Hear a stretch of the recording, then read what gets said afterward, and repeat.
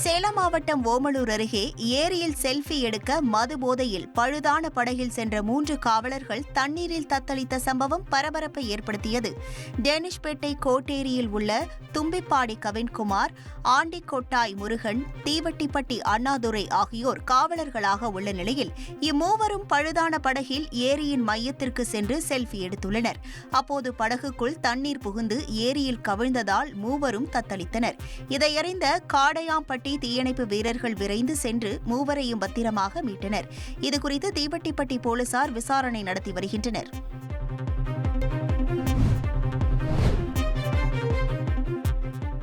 திருச்செந்தூர் வ.உ.சி. தெருவில் பாதாள சாக்கடை குழாய் உடைந்து கழிவுநீர் வெளியேறுவதால் மக்கள் பெரும் அவதிக்கு உள்ளாகியுள்ளனர்.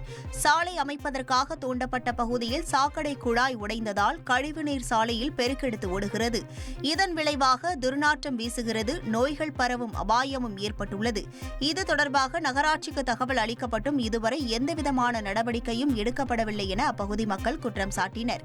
மேலும் குடிநீர் குழாயும் உடைந்து தண்ணீர் வீணாகி வருவதாகவும் தெரிவித்தனர். உடனடியாக நடவடிக்கை எடுக்க வேண்டும் என அவர்கள் வலியுறுத்தி வருகின்றனர்.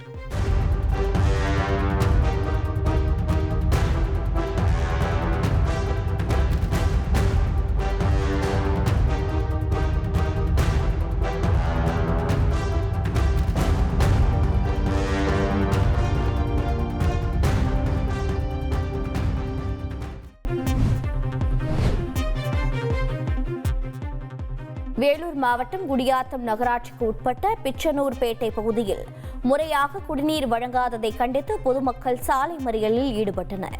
சம்பந்தப்பட்ட அதிகாரிகள் மற்றும் உள்ளாட்சி பிரதிநிதிகளிடம் முறையிட்டும் எந்தவிதமான நடவடிக்கையும் எடுக்கப்படவில்லை என கூறப்படுகிறது. இதனையடுத்து 50க்கும் மேற்பட்ட பெண்கள் காலி குடங்களுடன் குடியாத்தம் சைனகுண்டா சாலையில் மறியலில் ஈடுபட்டதால் போக்குவரத்து பாதிப்பு ஏற்பட்டது. சம்பவ இடத்திற்கு வந்த காவல்துறையினர் மற்றும் குடியாத்தம் நகராட்சி ஆணையர் பேச்சுவார்த்தையில் ஈடுபட்டனர். முறையாக குடிநீர் வழங்குவதற்கு ஏற்பாடு செய்யப்படும் என அதிகாரிகள் உறுதியளித்ததை தொடர்ந்து மறியல் கைவிடப்பட்டது. தந்தி டிவியை உங்கள் கேபிள் டிவி ஆபரேட்டரிடம் இலவசமாக கேட்டு பெறுங்கள்.